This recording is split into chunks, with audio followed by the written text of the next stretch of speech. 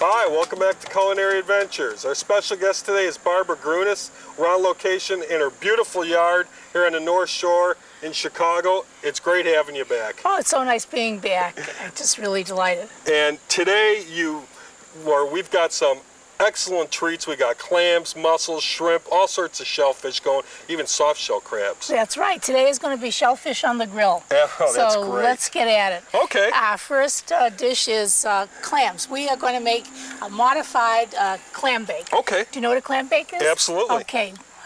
All right, well, if you listen to me talk for any length of time, you understand that I'm from Boston. And with that in mind, we realized that I have to start with something familiar. And a clam bake is one of those things that we would do at the beach. Sure. Now what we have here are onions and clams and corn. Now the clams cook rather quickly. They'll cook in anywhere from 3 to 5 minutes. We're going to cover them, and hopefully when we open the cover, they'll be done. Okay, so what are we looking for? We're looking for just when they open, they're done? They're open when they're done.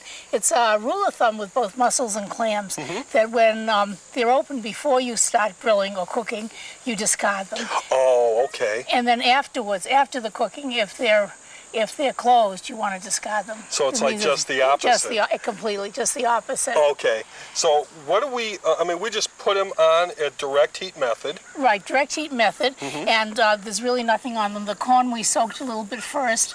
I like to have it nice and moist. Okay. And I brush the corn and the onions with a little butter. Okay. And when it's all done, we have a sauce. We have a garlic butter sauce, and we're going to just drizzle it right over our clam bake. We're going to put them toss it all together. And toss it all together and let people enjoy themselves. Fantastic, because I wouldn't, I would think that, you could dig a hole in the ground in that and, put everything in there maybe on top of a burlap sack or some hot rocks.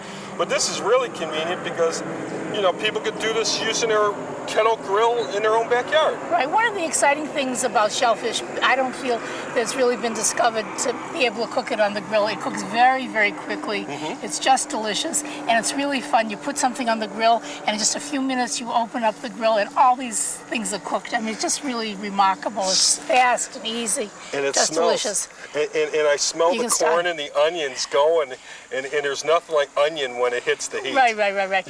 Now we may want to turn the onions and the corn about halfway through the cooking, just so that it'll get a little brown on the other side. But even that is just if we want to do it. It's not something we just necessarily have to do. Now, with the corn, a lot of people steam their corn or they boil their corn, but corn doesn't necessarily have to be cooked, till it's unrecognizable, right? Right. You just want it to cook and brown a little bit.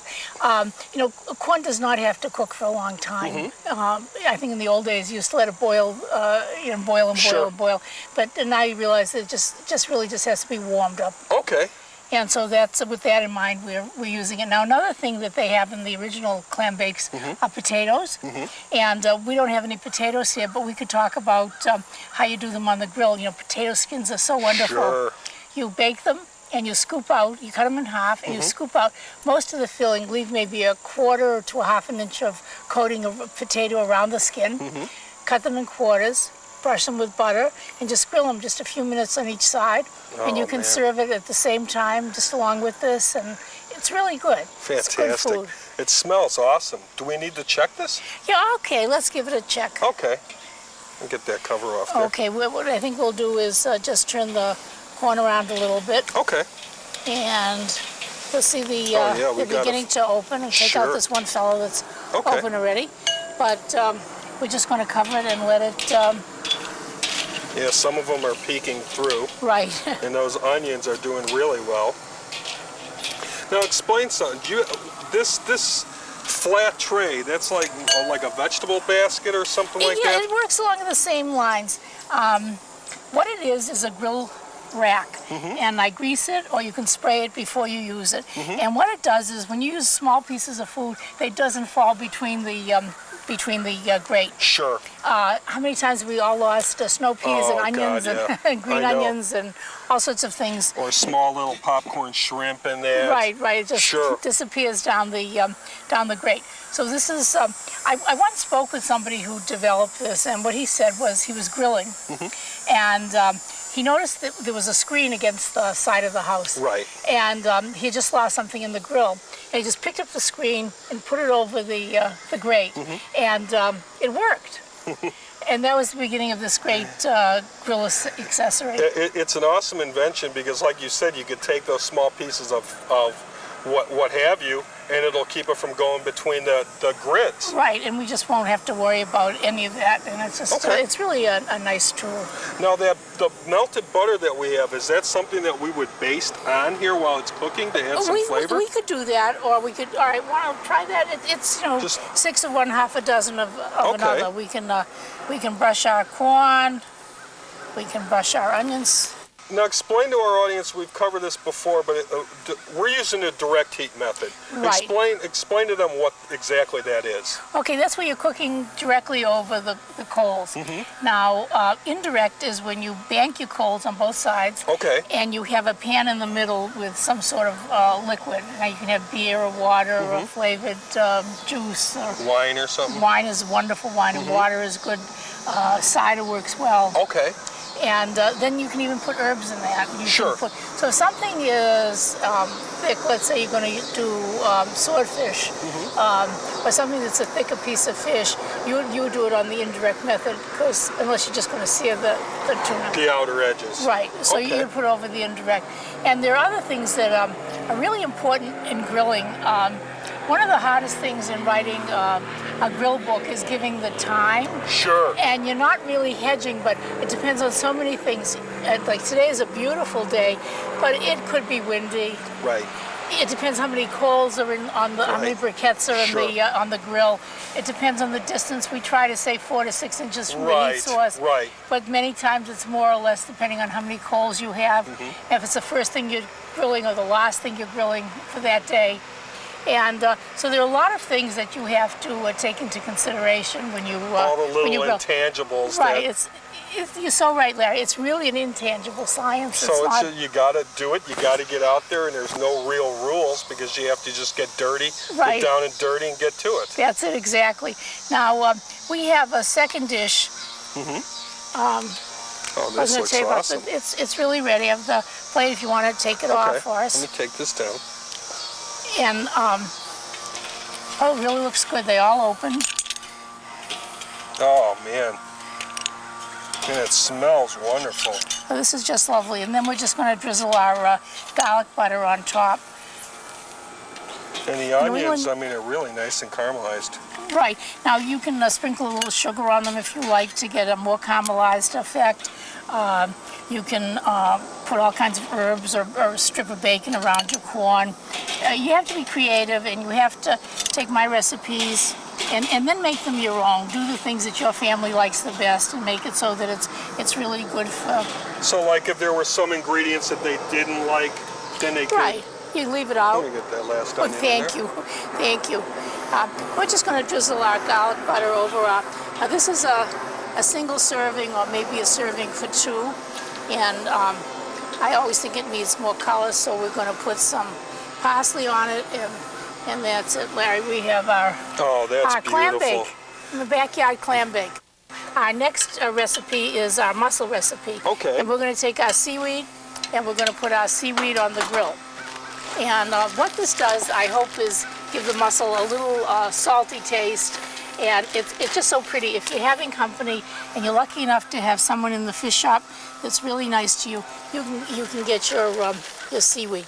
Now what I'm going to do with this is, after it's done, we're going to serve it with a Provençal sauce. Yeah, what is that? Okay, I'm so glad you asked. Yeah. What it is basically a tomato sauce. We start with olive oil, and we saute some shallots, some chopped shallots, and some garlic. And when that gets, you can almost hear the popping, and the seaweed's popping.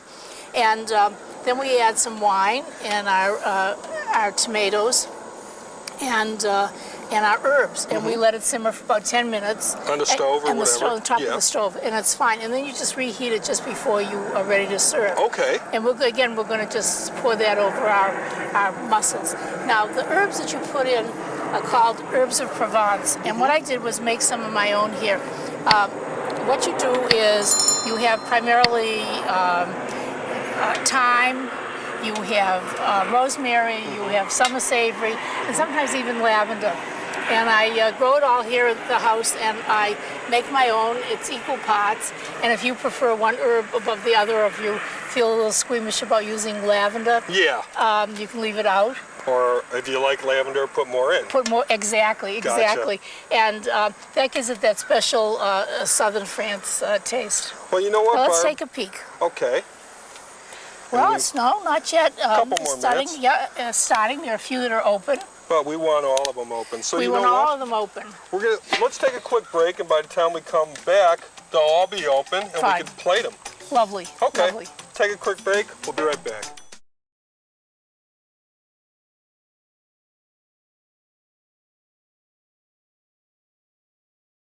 Well, as you can see, the mussels have opened up. They're taking in all the smoke. They peeked through the shelves, and they're ready to take off the grill. Hi, welcome back to Culinary Adventures. We're with Barbara GRUNES in her beautiful backyard here in the North Shore suburbs of Chicago.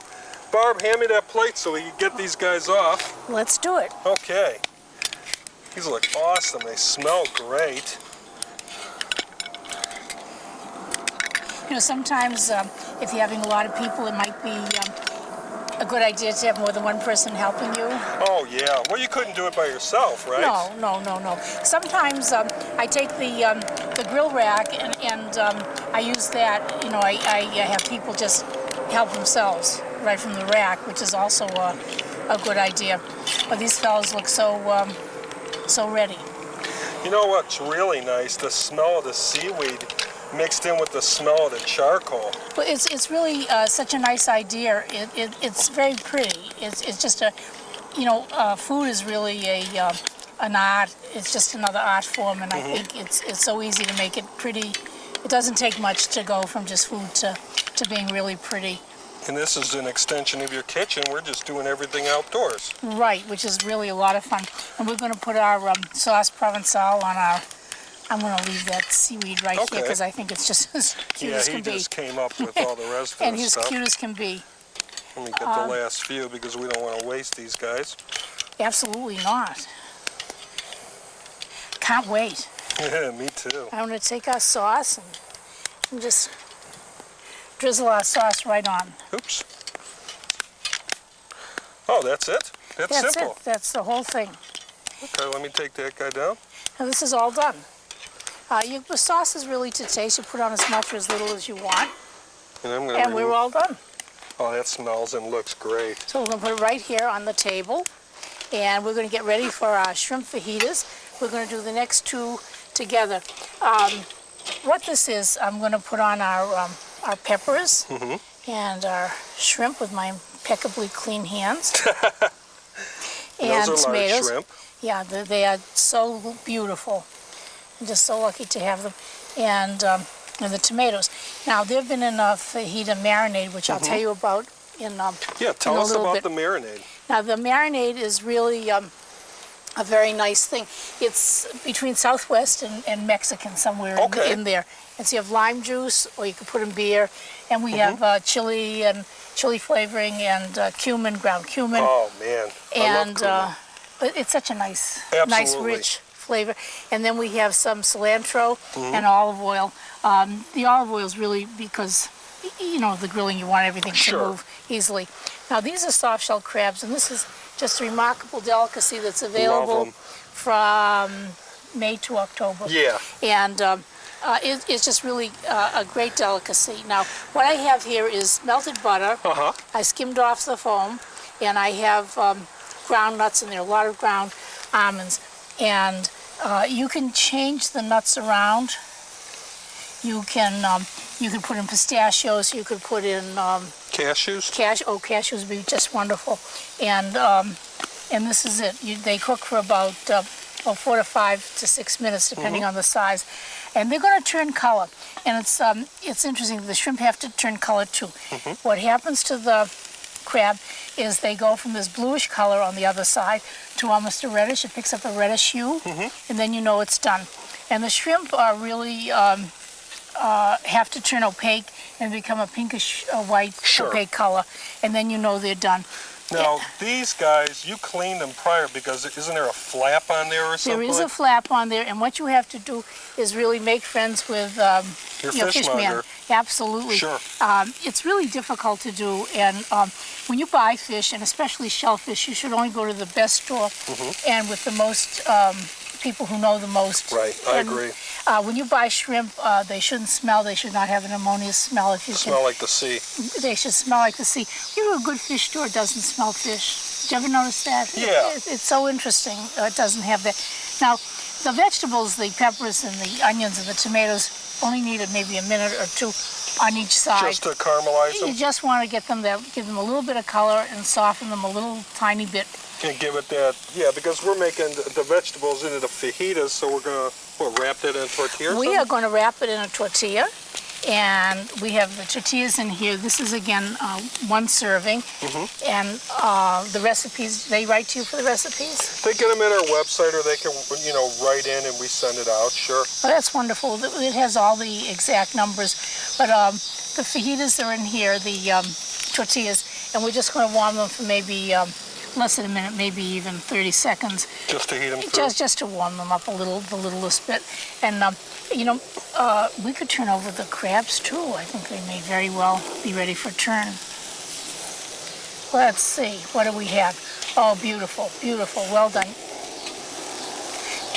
You see it has that reddish pink color, just like the shrimps are going to get. And that's just really... I just came back from the East Coast. Oh, did you? From Maryland, where these are really prevalent, and you eat a whole, you know, steamer full of them. Well, that's what I want to talk to you about is how many should you serve?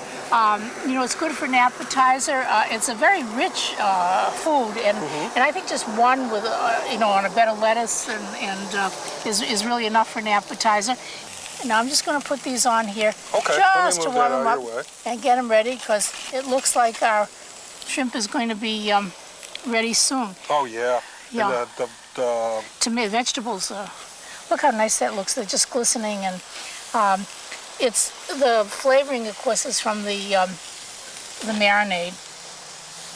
And if you want more, you can put it on. You can put on more sauce. You can't reuse your marinade. Right. But you can put on some more cumin, some more chili powder, and I serve it with refried beans, with sour cream, and with salsa. And you can do it with chopped avocados or guacamole. Yeah, that'd be really good. And just make it something that's, again, good for you and your family. So whatever your taste desires. Right, absolutely. I think recipes really vary depending on the family, and everybody has different tastes. Oh, I agree. And like we said before, you have to make it. I'm going to get these vegetables off because, should I put it on the tortilla? Let's put it right on the tortilla. Let's do it. And one of these shrimps? Yeah. How about some of these peppers? Oh, please. Okay, and a tomato slice. Okay. And we are ready. Now we're just going to fold it over, and that one's ready. It's ready to go. Now, we have one more to make. All right, we're going to get out the tortilla, and we're going to put it on the plate, and we're just going to put on our tomato and our onions. Well, those are just lovely, Larry. You do a great job. Thanks. Really. Okay, now we'll put on our shrimp. And we'll take this last guy here. Absolutely. Now, everything would be really good without the tortilla too, but we're going to do the whole 9 yards. There. How are these guys looking? Now, I think they are probably about ready. Are they? Yeah, let's see. Okay. They've turned color. They're ready. They've the tops are certainly done. So, but you don't have to cook these forever. You just have to make sure that they change color. And... Right, and that's it. Right, tender. Okay. Oh, this is great. Let me get this last bad boy off there. Don't want to drop him. No, we got him. He's just beautiful. Now we're going to take, and we have some almonds. We're going to brush them with just one more time, and we have some almonds to put on top. Okay. And we're just going to sprinkle them like that over our crabs. And we have some olives to garnish our mussels. We'll put a little of the juice on. Great. And a little of the mussels, and we are set. So we're ready to chow down. I think we could do that. There we are. There we are. We have our mussels, and we have our soft shell crabs, and we have our shrimp fajitas. Awesome, and it doesn't take any time because it took, you know, 8 or 9 minutes. Right, exactly. And you got for the two key, dishes. The hot heat's fire. Right. Another thing, Larry, as long as you got your coals on and they're nice and warm, it's really a good idea to do your whole meal. Like in other words, if we had some sliced pineapple, we could brush it with brown sugar and butter and put it on now. Bananas. That'd be so good. And so we have to serve that with vanilla ice cream. Or maybe some pound cake. Pound cake is good, and some berries afterwards on top. Absolutely. And you should always do your appetizer too. You know, you should make sure that you really use your coals to the maximum. There's no need for you to run in the house and run back out. Not at all. It's all here. An extension of your indoor kitchen. Absolutely, and your guests really enjoy it. I mean, You they know it. really like to see you Get cook. them involved. Get them involved, and it's really a good time. I agree. Well, So- Barb, everything looks great, but we're going to have to take a quick break. Okay. Okay? We'll be right back.